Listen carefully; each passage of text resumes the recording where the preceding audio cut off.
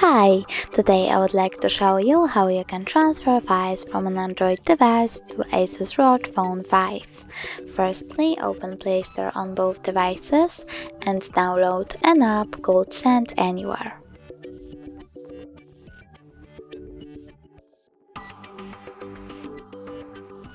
Then open it.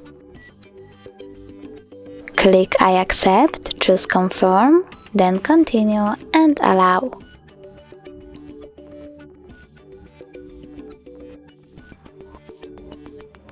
You want to go with receive on ASUS and send on an Android. Then tap on all of these dots and click send to send all of your files. But it will take some time, so I will only select this one song, click send and tap on got it. From here there are two ways to connect. You can input this password or scan QR code.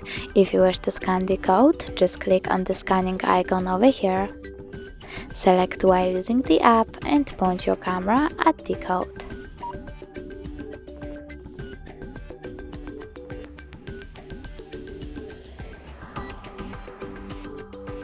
As you can see, my file was successfully transferred, but if you want to check it out for sure, you can always go into App Files,